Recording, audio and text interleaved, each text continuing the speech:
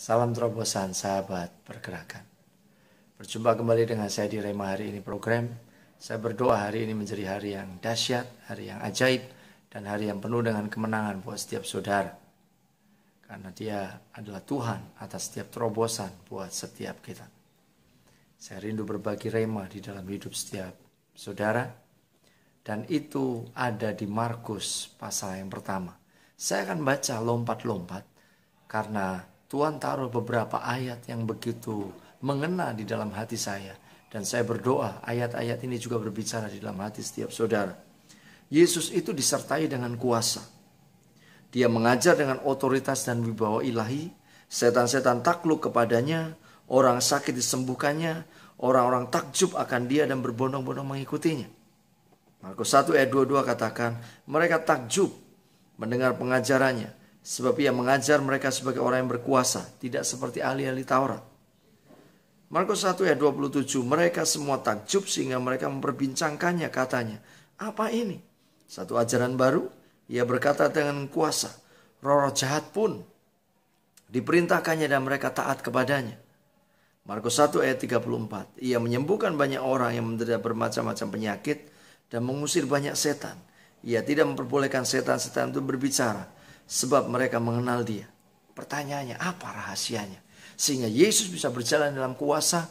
Dia punya wibawa dan otoritas tanpa batas. Setan-setan begitu gemetar. Dan orang banyak disembuhkannya. Dan berbondong-bondong orang mengikuti dia. Yang pertama adalah dia hidup dipimpin oleh Roh Allah. Kalau setiap saudara rindu berjalan di dalam kuasa, disertai dengan tanda-tanda heran dengan luar biasa, hiduplah. Beri dirimu untuk hidup dipimpin oleh Roh Allah. Markus 1 ayat 12 katakan, segera sudah itu roh memimpin dia ke padang gurun. Hidupnya dari satu pimpinan roh kepada pimpinan roh yang lain. Sehingga hidupnya efektif, hidupnya berbuah lebat, dan hidupnya memberi dampak yang luar biasa buat kerajaan surga. Yang kedua, membangun kehidupan doa yang ajak dan bertumbuh. Di tengah-tengah kesibukannya layani jiwa-jiwa, dia selalu datang kepada Bapa surgawinya untuk memandangnya serta menerima anugerah, kekuatan dan keperkasaannya. Markus 1 ayat 35 katakan, pagi-pagi benar waktu hari masih gelap, ia bangun dan pergi keluar, ia pergi ke tempat yang sunyi dan berdoa di sana. Kapan terakhir kita berdoa dengan intim? Kapan terakhir kita berdoa dengan kuat? Kapan terakhir kita berdoa dengan haus kepada Tuhan? Kalau kita sudah lama tidak lakukan itu, mari kembali kepada kekuatan yang Tuhan berikan buat setiap kita. Karena Tuhan punya rencana yang besar buat kita. Dan yang ketiga adalah mengerti dengan jelas alasan kedatangannya di atas muka bumi, yaitu memberitakan Injil. Markus 1 ayat 15 katakan, katanya waktunya telah genap, kerajaan Allah sudah dekat. Bertobatlah dan percayalah kepada Injil.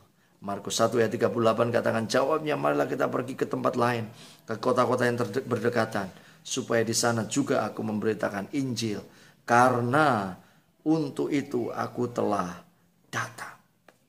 Injil atau kabar baik atau kabar kesukaan, itulah yang diberitakan Kristus. Apa yang menyebabkan kita disertai dengan Tuhan dengan cara yang ajaib? Beritakanlah Yesus sebagai satu-satunya Tuhan dan Juru Selamat. Sebagai Mesias yang menyembuhkan. Sebagai Mesias yang memberikan pengharapan. Sebagai Mesias yang memberikan jalan keluar. Sebagai Mesias yang tidak pernah lepas tangan dari hidup setiap kita. Sebagai Mesias yang terus memberikan terobosan. Dan sebagai Mesias yang terus rindu membalikkan hal-hal buruk di dalam hidup setiap kita. Dia rindu menyembuhkan. Dia rindu memulihkan.